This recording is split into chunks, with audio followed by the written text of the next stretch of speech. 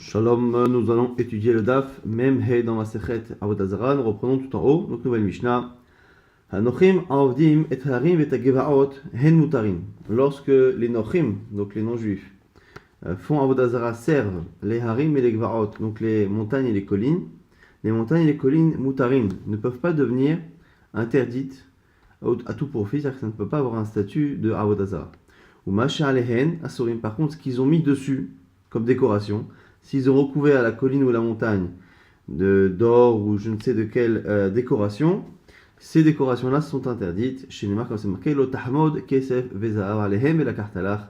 Tu ne désireras pas l'or et l'argent qu'il y a dessus, et tu le prendras pour toi. Donc du coup, on voit ici que de ce verset-là, on apprend à la fois que les montagnes elles-mêmes ne sont pas interdites, mais qu'est-ce qu'il y a dessus? Oui. Rabbi Yossi HaGalili, a priori, dit la même chose, mais simplement apporte un autre verset, une autre référence. Rabbi Yossi HaGalili Omer, Elohem aleharim, arami vala gevarot. C'est marqué là-bas que Abet Abedoun, je vous dis le début du verset, Abet Abedoun, vous détruirez Kol Mekomot, Achar Avdusham Hagoim, tous les endroits qu'auront servi les Goïm, Acharatem Yorshimotam, que vous allez conquérir. Et Elohem aleharim, arami vala gevarot. Leurs dieux qui sont sur les harim, sur les grandes montagnes et sur les collines. C'est marqué là-bas les dieux qui sont sur les collines et les montagnes, Veloheharim Elohehem, mais pas les montagnes qui sont elles-mêmes des dieux. Elohehem ala Gevarot, Velo Gevarot Elohehem, les dieux qui sont sur les collines et non pas les collines qui sont elles-mêmes devenues des divinités. Donc c'est de ce verset-là que Rabbi Yossi HaGalili nous apprend que les montagnes elles-mêmes, les collines, ne peuvent pas prendre un statut d'Avodah Zarah malgré le comportement de l'être humain.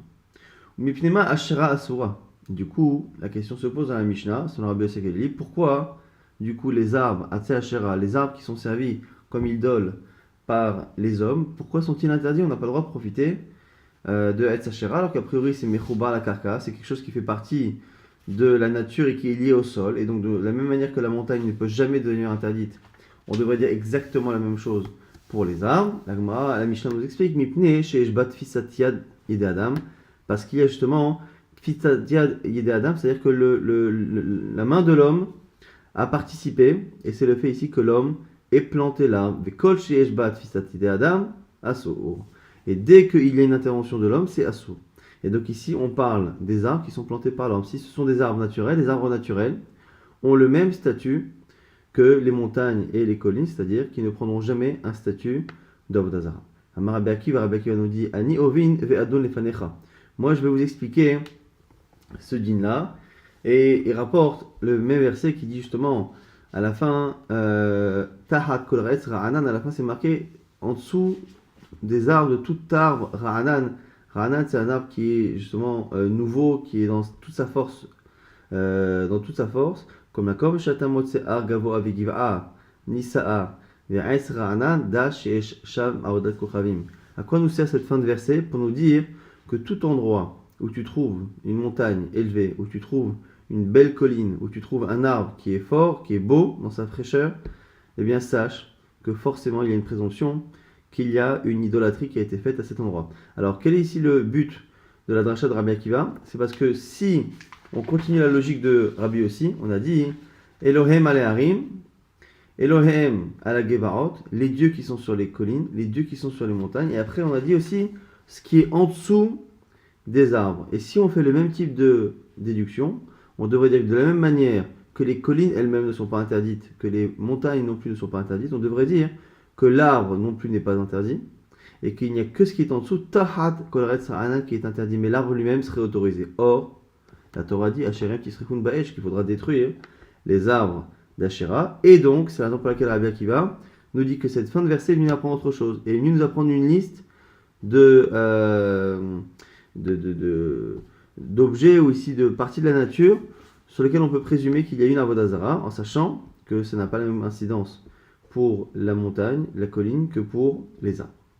Maintenant on reprend Rabbi Yossi HaGalili. Rabbi Yossi HaGalili, Aïnou Tanakama, quelle est la différence entre Rabbi Yossi HaGalili et Tanakama? Puisque les deux disent que les montagnes et les collines eux-mêmes sont autorisés, et donc a priori que l'un apporte le verset de Elohim al-Harim ou Elohim al-Gevarot, ou que le premier rapporte le Tahmod Kesef Ezav Alehem, a priori ce serait la même chose.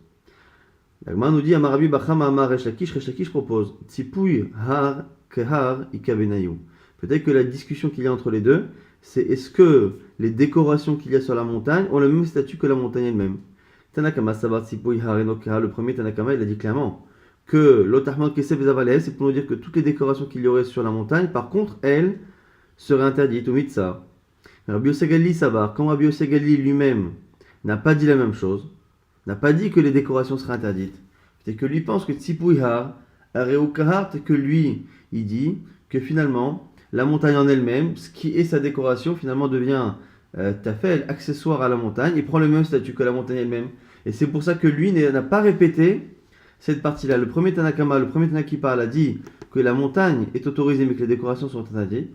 Rabbi Yosef Galili, lorsqu'il arrive, ne vient que dire que la montagne est autorisée et il ne parle pas des décorations. Donc la Gemara, au nom de Resh Lakish, propose de dire que ce serait ça la discussion entre les deux. Rav Sheshet Amar, des Kulei Alma Tzipouihar Enokahar. Rav Sheshet dit non, ça n'a rien à voir. Tout le monde est d'accord que Tzipouihar Enokahar, que la décoration rajoutée par les hommes sur les montagnes n'aura pas le même statut que la montagne elle-même est protégée par son statut naturel qui fait qu'elle ne peut pas devenir interdite, mais que les décorations faites par l'homme, si. Et moi je propose de dire, donc c'est Rav Sheshet qui propose de dire que la discussion porterait sur autre chose. Ilan Shenetaol Basof Avado, un arbre qui serait planté, mais à l'origine qui ne serait pas planté par l'homme dans le but de servir d'idole. On a dit que lorsque l'arbre a poussé naturellement, quoi qu'il arrive, c'est comme une montagne, comme une colline, ça ne peut pas devenir Avodazara. Par contre, si c'est l'homme qui le plante, oui. Est-ce qu'il faut que l'homme ait eu l'intention d'idolâtrer cet arbre dès le départ, dès le moment où il le plante, ou pas? Tanakama Savar Ilan Shetao Blasof Avado Mutar. Le premier Tana penserait que lorsqu'on a planté l'arbre dans l'intention de l'utiliser comme un arbre normal, et que ce n'est qu'après que quelqu'un a pensé à en faire une idole, ce serait autorisé. Et Rabbi Yosef Galili, ça va. Ilan Shetao Blasof Avado Asso. Alors que selon Rabbi Yosef Galili, quand la personne a changé d'avis, à partir du moment où c'est un arbre qui justement a été planté par l'homme, parce qu'il y a Tfissat Yedé Adam, ce qu'on a dit tout à l'heure, c'est qu'il y a eu la main de l'homme qui est intervenue, il a la possibilité de changer son statut. Donc on a dit Mimaï, d'où on sait que Rabbi Yosef Galili dit ça, mais de la suite de la Mishnah qui semble effectivement être toujours au nom de Rabbi Yosef Galili. Mimaï mi des Katané Seva, parce que c'est marqué à la fin, mais Pnema Ashera Asura, pourquoi les Asa Ashera, les arbres de Ashera, la Torah, les a interdits, parce qu'il y a eu une intervention humaine. Et dès qu'il y a une intervention humaine, assour, il y a un interdit qui peut prendre forme. C'est quoi tous les cas où il y a une intervention humaine? N'est-ce pas que c'est ce cas-là? N'est-ce pas que c'est le cas où l'homme l'a planté dans un but neutre et que c'est seulement après qu'il a décidé d'en faire une idole. La Gemara nous rapporte un autre avis qui penserait comme lui. Ve'af Rabbi Yossi ber Rabbi Yehuda. C'est un autre Rabbi Yossi, non pas Rabbi Yossi à Galilée, mais Rabbi Yossi ber Rabbi Yehuda, qui penserait savoir Ilan Shetaol Basof Avado Assour, qu'un arbre planté à l'origine sans intention d'idole pourrait devenir interdit si le Ravet Kochavim change d'avis. Détania c'est une braïta. Rabbi Yossi ber Rabbi Yehuda Omer. Mitov Shnema Elohim Alaharim. Ve'Eloheharim Eloheim. Eloheim la Gevaot, Velo Gevaot Eloheim. On reprend la dracha qui est marquée dans la Mishnah. On a dit que Dieu a interdit les dieux qu'il y a sur les montagnes, les dieux qu'il y a sur les collines. Sous-entendu que les collines elles-mêmes, si elles sont elles-mêmes des divinités, ça ne leur donne pas de statut. Shomeani vetahat kol anan. Et donc si je devais continuer, quand après on nous dit vetahat kol anan et tout ce qui est en dessous d'un arbre, j'aurais dû dire là-bas Eloheim velo anan Eloheim, que ce qui est interdit, c'est les divinités qu'il y a sous les arbres, et non pas les arbres qui sont elles-mêmes des divinités. Talmud Lomar. Mais la Torah ici a contredit en disant Va'asherehem tisrufun ba'esh, que pour les arbres, c'est spécial. Les arbres eux-mêmes doivent être brûlés. Les arbres eux-mêmes ont un statut d'Avodazara. Ah, et là, Tahat kolretz anan lamali. Alors à quoi sert le Tahat kolretz anan? Ah, Oulek de Rabbi Akiva. On arrive à la dracha de Rabbi Akiva. Donc ici, on explique en fait, en réalité, en détail, le cheminement qui arrive à la dracha de Rabbi Akiva. Pourquoi? Moi, je vais vous expliquer à quoi sert le verset là-bas de Tachat Koretz Hanan, comme Makom Shatamot Sehar Gavoa Vekivan Isa'a Ve'etz Hanan, dès que tu trouves une montagne haute, une belle colline particulière, et Eitz Hanan, un arbre dont la force est remarquable, Dashesh Shama Avodat Kochavim, sache qu'il y a autour une Avodah Zarah. Ça, c'est la dracha de Rabbi Akiva. Au passage, pourquoi on a mis Rabbi Yossi et Rabbi Yehuda dans la même shita que Rabbi Yossi Ageli? Parce que Rabbi Yossi Ageli, lui, pense qu'un arbre, lorsqu'il est planté par un homme de manière neutre, et que finalement, il a décidé d'en faire Avodah Zarah, c'est assourd. Et on l'apprend ici, entre autres du verset la Vacherem, Tisrefun Ba'esh. On voit ici que ce verset qui dit que les Hachera, il faut les brûler. A priori, il faut brûler tous les arbres plantés par l'homme et sur lesquels on a fait Avodah Zarah, sans faire de distinction entre celui qui a été planté à la base pour ça ou pour autre chose. Les Rabbanan, Haï Vacherem Tisrefun Ba'esh, Maya Avdele. Chachamim, qui ne sont pas d'accord, que diront-ils de ce verset Vacherem Tisrefun Ba'esh? L'Agmanoni, Ba'ele, les Ilan Shetao Mitechila Lekar. Selon eux, Vacherem Tisrefun Ba'esh, les Haïtz Hachera qu'il faut brûler, ne parlent que des arbres qui, dès le départ, ont été plantés dans cette intention. Rabbi Yossi va Rabbi Yehuda, Nami Ba'el et Achi. On va dire alors, Rabbi Yossi va Rabbi Yehuda, comment il va apprendre cette halakha s'il ne l'apprend pas de ce verset? Achinami l'Agmara dit, et là, il a un Shintaol Basof Avado Menale. L'Agmara change. Il dit en fait, d'où il apprend cette halakha? Qu'un arbre qui a été planté au départ de manière neutre et qui après a été utilisé par l'homme pour faire Avodah Zarah, d'où il le sait? Vacherem Tegadeon. Du verset qui dit Vacherem Tegadeon, dans Dvarim, c'est marqué une fois que la Shera, il faut les couper. Quel est l'arbre dont justement ce qui a poussé est interdit et la racine est autorisée? Veomer, Ilan, Shintao, Ulbasov, Avado. Et donc du coup, c'est l'arbre qui a été planté et qui après a été servi. Ve'avasham Tisrun Ba'esh. Et pourtant, il a dit tout à l'heure que Vacherem, il l'utilise pour dire justement qu'il faut les brûler. Alors, maintenant, il dit Ilulonema Kama. En fait, il nous dit si on avait dit ça, on aurait déduit le verset ainsi. Et donc, c'est comme ça qu'il faut comprendre les deux explications, on va dire un peu apparemment opposées de Rabbi Yossi ben Rabbi Yehuda. Ilulonema Kama. Ilulonema Tisrifun Baesh. Si on n'avait pas dit Vacherem Tisrifun Baesh, si la Torah n'avait pas dit qu'il fallait brûler les arbres de Hachera, j'aurais dit j'aurais dit qu'on ne doit couper l'arbre, on coupe l'arbre d'un arbre qui a été planté directement pour cela. Maintenant que je sais qu'il y a des arbres qu'il faut brûler, de là on apprend qu'il y en a qu'on doit brûler, d'autres qu'on doit couper, et donc finalement on n'a pas le droit non plus de garder un arbre qui a été planté à l'origine de manière neutre et qui finalement après a servi à la Avodah Zarah. Donc du coup, Tisrefun Ba'esh et Tegadaoun, c'est deux niveaux pour nous apprendre qu'à la fois l'arbre qui a été planté pour Avodah Zarah, à la fois l'arbre qui n'a pas été planté pour ça mais qui a servi à la Avodah Zarah, mais qui à un moment donné a été quand même planté par l'homme, et donc du coup il y a Tisat Yedadam, ça devient assourd. Vera Banan, Hay Asherem Tegadaoun May Avdele, que font Chachamim de ce second verset Asherem Tegadaoun? Et Rabbi Yoshua ben Levi, ils nous apprennent ce que dit Rabbi Yoshua ben Levi. D'Amar Rabbi Yoshua ben Levi, Gidoai Avodat Kochavim Kodim le Kivush Eretz Israël, Kivush Eretz Israël Kodem le Vioa Avodat Kochavim.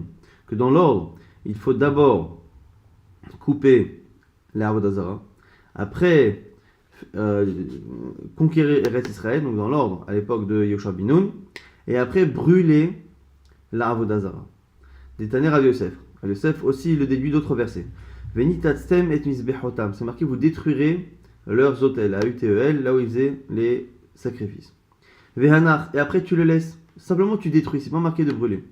Veshibartem et matseotam, et vous casserez leurs statues, tout ce qui est érigé. Vehanar, et tu le laisses casser tel quel. Vehanar salkadatar, mais quand tu réfléchis, tu dis est-ce que c'est possible que la Torah nous demande simplement de les casser sans rien faire de plus? Ce serait fabaré, pourtant nous on sait qu'il faut brûler ces choses-là pour pas qu'il y ait de reste. Maravuna, Redof ve'acharkar serof. Donc Ravuna nous explique que la Torah nous dit d'abord venitatstem veshib bartem, vous casserez, vous détruirez. Après, vous allez conquérir tout Eretz Israël, et quand vous reviendrez, à ce moment-là, vous brûlerez ce qui a été détruit précédemment. Et c'est exactement ce que dit Rabbi Yoshua ben Levi, c'est-à-dire que d'abord, on doit, et c'est comme ça que Chachamim expliqueront, d'abord, Hachem Tegaderon, il faut couper les arbres, après il faut couper Israël, après il faudra revenir et enlever les racines et brûler ce qu'on a coupé précédemment. Rabbi Yossi bar Rabbi Yehuda, Aïsvara Menale. Alors du coup, comme Rabbi Yossi bar Rabbi Yehuda a utilisé les deux versets, Hachem Tegaderon et Hachem Tisrikun Ba'esh, on a dit, c'est pour nous apprendre que tous les arbres plantés à l'origine de manière neutre ou plantés de manière idolâtre, dans les deux cas c'est interdit. Donc du coup, comment apprend-il cette logique? Nafkale, il apprend de Abed et Abedoun. C'est marqué justement au sujet des endroits d'Avodah Zarah, c'est marqué deux fois Abed et Abedoun. Détruirez, vous les détruirez. Abed, Bachakar, et Abedoun. Première fois tu les détruis, partiellement on va dire, et après la conquête, t'es Abedoun une seconde fois. Aïchachamim, qu'est-ce qu'ils apprennent de là-bas? Les Roker, Abdat Kochavim, Shetzarir, les Sharesh, Harea. Ils apprennent qu'il faut justement détruire les racines. Ah, Rabbi Yossi bar Rabbi Yehuda, les Sharesh, Harea, Minale, d'où il le sait. Nafkale, mais Veibatem, et Shemam, Minam Makom Aou, du verset qui revient encore une fois, vous détruirez leur nom de cet endroit. Ah, et Chachamim, ils apprennent quoi de là-bas? Ah, Olechanot Lachem, pour nous apprendre que c'est le nom qu'il faut détruire, qu'on ne doit même pas prononcer le nom de l'Avodah Zarah, pour éviter justement de lui donner une importance. Il faut, lorsqu'on la prononce, utiliser un surnom, déformer son nom, pour justement ne pas lui donner une importance.